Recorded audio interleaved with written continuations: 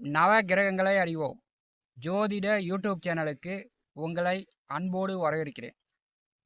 இந்த பதிவில் குருபகானுடைய அஸ்தங்கம் மறைவு பலன்கள் காணப்போகிறோம்.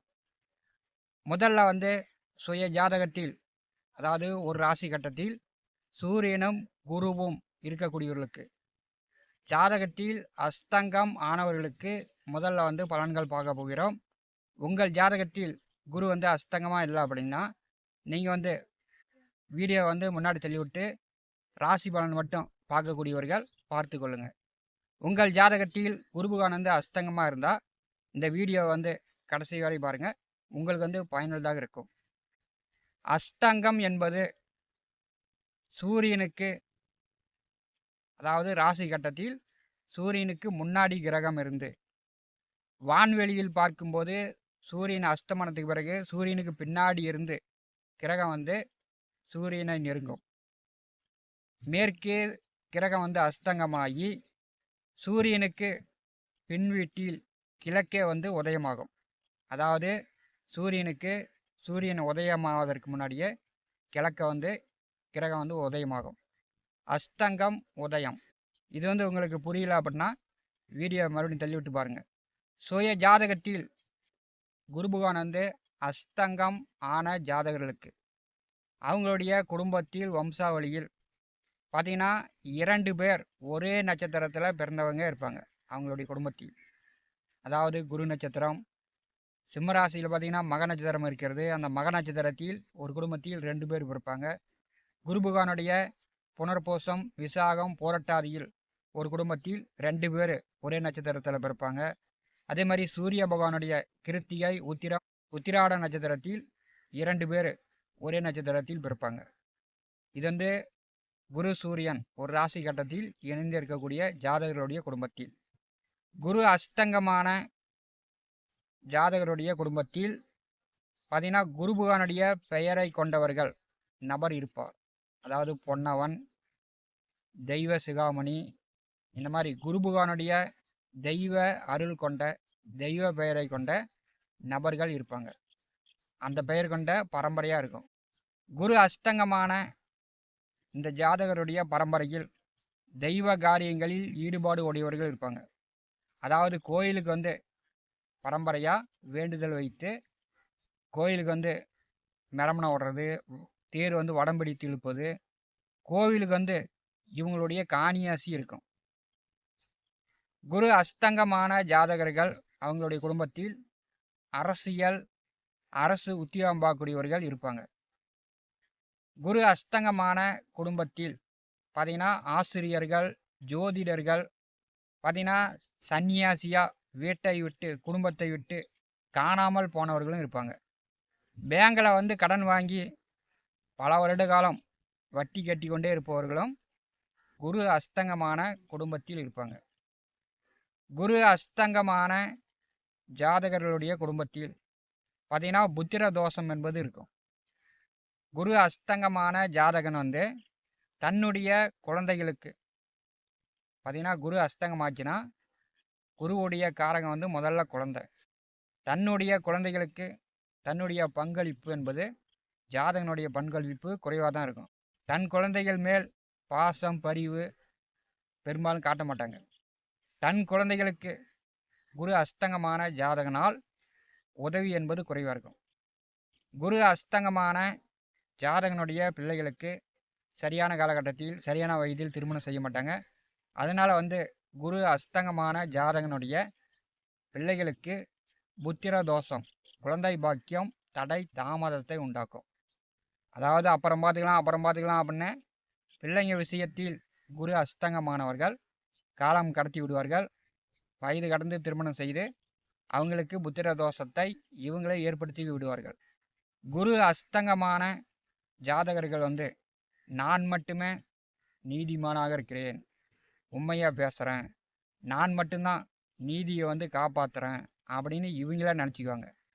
தன்னுடைய அதிகாரத்தில் குரு அஸ்தங்கமான ஜாதகர்கள் தன்னுடைய அதிகாரத்தில் குடும்பத்தை நடத்துவாங்க. யார் பேச்சையும் கேட்க மாட்டாங்க. குரு அஸ்தங்கமான ஜாதகருக்கு கண்டிப்பாக நகை எடுக்கக்கூடிய வாய்ப்புகள் உண்டு. அதாவது உங்களுடைய வயதில் ஒரு 30 பவுனு 40 பவுனு 50 பவுனு கண்டிப்பாக வந்து நீங்கள் தங்க நகை வாங்குவீங்க. குரு அஸ்தங்கமான ஜாதகருக்கு கண்டிப்பாக பண பற்றாக்குறை என்பது உங்களுடைய வயதில் வாழ்நாளில் வந்துக்கிட்டே இருக்கும். கை செலவுக்கு பணம் இருக்கும், திடீர்னு பணம் இல்லாமல் போயிடும். இந்த மாதிரியான பண பற்றாக்குறை குரு அஸ்தங்கமான ஜாதகர்களுக்கு கண்டிப்பாக உண்டு. குரு அஸ்தங்க பலன் ஒவ்வொரு ராசிக்கும் தனித்தனியாக விரிவாக தெளிவாக காணலாம். நம்முடைய சேனலை பார்த்து கொண்டிருக்கக்கூடிய அன்பர்கள் சப்ஸ்கிரைப் செய்து கொடுவிருக்கின்ற ஆல் பட்டன் அழுத்திங்க. நன்றி. துலாம் ராசி அன்பர்களுக்கு குரு அஸ்தங்க பலன் காணலாம். குரு பகவான் இந்த வருஷம் கடகராசியில் உச்ச நிலையில் மேற்கே அஸ்தங்கமாகிறார். பரபவா தமிழ் வருடத்தின் 3வது மாதமான ஆனி மாதம் 26ஆம் நாள் வெள்ளிக்கிழமை காலை 10 மணி அளவில் குருபகவான் மேற்கே அஸ்தங்கமாகிறார். அதாவது மேற்கே மறைகிறார். 9/8/2026 அன்று ஞாயிற்றுக்கிழமை காலை 10 மணி அளவில் குருபகவான் வந்து கிழக்கே உதயமாகிறார். ஒரு 30 நாட்கள் குருபகவான் வந்து மேற்கே அஸ்தங்க நிலையில் செல்வார். துலாம் ராசி அன்பர்களுக்கு 3ஆம் இடமான முயற்சி ஸ்தானத்திற்கும் 6ஆம் இடமான சத்ருஸ்தானத்திற்கும் அதிபதியானவர் குரு. கோச்சாரத்தில் 10வது வீட்டில் உச்ச நிலையில் செல்வது உங்களுக்கு தொழில் சார்ந்து நல்ல வருமானம், வேலை உத்தியோகம் சார்ந்து பதவி உயர்வு, ப்ரமோஷன். இந்த ஒரு மாதத்தில் வேலை சார்ந்து, உத்தியோகம் சார்ந்து, தொழில் சார்ந்து சில மாற்றங்கள் துலாம் ராசி என்பதற்கு ஏற்பட்டிருக்கும். 6ஆம் அதிபதி 10வது வீட்டிலே உச்ச நிலையில் செல்லும்போது உடல் ஆரோக்கியம் ஓரளவு நன்றாக இருக்கும். ஏன்னா வந்து துலாம் ராசிக்கு 6வது வீட்டிலே சனி பகவான் வந்திருக்கிறார். அவர் வந்து பார்த்திங்கன்னா இடது பக்கம் கை காலில் முட்டி மூட்டு எலும்பு இந்த இடது பக்கம் சார்ந்த வலி வேதனை துலாம் ராசி என்பதற்கு இருக்கும். குருபகவான் உச்ச நிலையில் மேற்கே அஸ்தங்கமாகி மறைந்திருக்கும் போது இந்த எதிர்வரக்கூடிய இந்த 30 நாட்கள் புதிய முயற்சிகளில் ஈடுபடாமல் இருப்பது நல்லது. இளைய உடன் பிறந்த சகோதர சகோதரிகளிடம் சண்டை சச்சரவு பிரச்சனைகளை ஏற்படுத்தி கொள்ளாமல் இருப்பது நல்லது. குறிப்பாக வந்து புதிய நண்பர்கள் கூட்டாளிகள் பேச்சை கேட்டு நீங்கள் வந்து செயல்படாமல் இருப்பது நல்லது.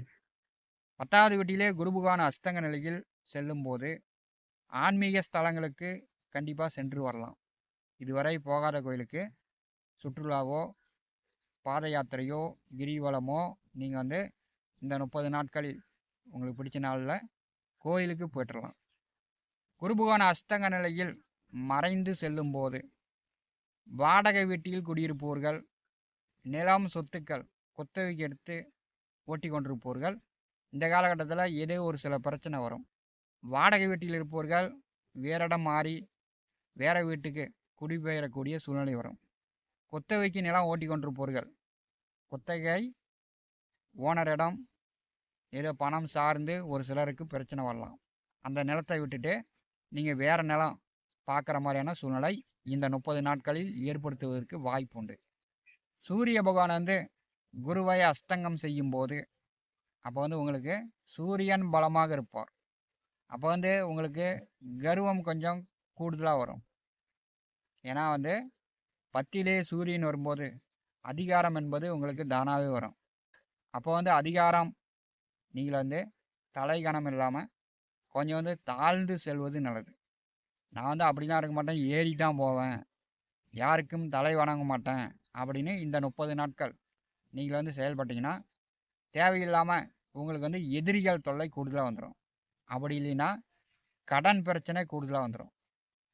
10ஆம் வீட்டிலே குருபகவான் அஸ்தங்க நிலையில் செல்லும்போது மாமியாரிடம் மனைவியிடம் துலாம் ராசி என்பவர்கள் அடுத்த 30 நாட்கள் கவனமாக பேசுவது நல்லது. இல்லைன்னா மாமியார் மூலம் மனைவி மூலம் ஒரு சிலருக்கு பிரச்சனை வரும். பார்த்தீங்கன்னா கடந்த வருஷம் கடந்த மாதம் உங்களுக்கு ஏதாவது கோர்ட்டில் கேஸ் நடந்துட்டு இருந்துச்சுன்னா இப்போ வந்து வாய்தா வரும். இப்போ வந்து மீண்டும் நீங்கள் வாய்தாவை போடுங்க. இப்போ ஏது கேஸு தீர்ப்பு வந்துச்சுன்னா உங்களுக்கு சாதகம் இல்லாமல் தீர்ப்பு வர்றதுக்கு வாய்ப்பு உண்டு.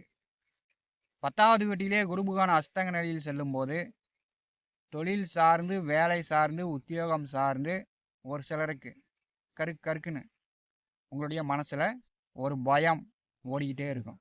குருபுகான் அப்படின்னாலே பணம். இந்த பணம் சார்ந்த பிரச்சனைகள் ஒரு சிலர் சந்திக்கக்கூடிய சூழ்நிலை இந்த 30 நாட்கள் துலாம் ராசி என்பதுக்கு ஏற்படும். அதனால் ஒரு தடவைக்கு பல தடவை நீங்கள் முயற்சி செய்கிற மாதிரி இருக்கும். உங்களுடைய முயற்சிகள் கண்டிப்பாக வெற்றியாகும். ஆனால் இந்த 30 நாட்கள் நீங்கள் புதிய காரியங்களுக்கு முயற்சி செய்யாமல் இருப்பது நல்லது. உங்களை விட வசதி படைத்தவர்கள், அரசியல்வாதிகள், அரசு அதிகாரிகளிடம் இந்த காலகட்டத்தில் நீங்கள் பகை விரோதங்கள் ஏற்படுத்தி கொள்ளாமல் இருப்பது துலாம் ராசி அன்பர்களுக்கு நல்லது. துலாம் ராசி அன்பர்களுக்கு 6ஆம் அதிபதி 10வது வீட்டிலே உச்சம் பெற்று அஸ்தக நிலையில் செல்லும்போது இந்த 30 நாட்கள் வேலை உத்தியோகம் பார்க்கக்கூடியவர்களுக்கு ஒரு சிலருக்கு இடமாற்றங்கள், வேலை இழப்பும் ஏற்படுவதற்கு வாய்ப்புண்டு. அதனால் முதலாளிகள், உயர் அதிகாரிகளிடம் துலாம் ராசி என்பர்கள் நீங்கள் அதிகாரத்தை காட்டாமல் இருப்பது இந்த காலகட்டத்தில் நல்லது. கொஞ்சம் தாழ்ந்து போங்க. ஏன்னா 6ஆம் அதிபதி மறைந்திருக்கிறார். அப்போ நீங்கள் அதிகாரமாக செயல்பட்டீங்கன்னா கண்டிப்பாக வேலை இல்லாமல் கூட வீட்டில் இருக்கக்கூடிய சூழ்நிலை கூட ஏற்பட்டுரும். நவ கிரகங்களை அறிவோம். இந்த ஜோதிட யூடியூப் சேனலில் தினந்தோறும் ஜோதிட பலன்கள் பதிவிடப்படும். நம்முடைய சேனலை பார்த்து கொண்டிருக்கக்கூடிய நண்பர்கள் சப்ஸ்கிரைப் செய்து கூடவே இருக்கின்ற ஆல் பட்டன் அழுத்திங்க. நன்றி, வணக்கம்.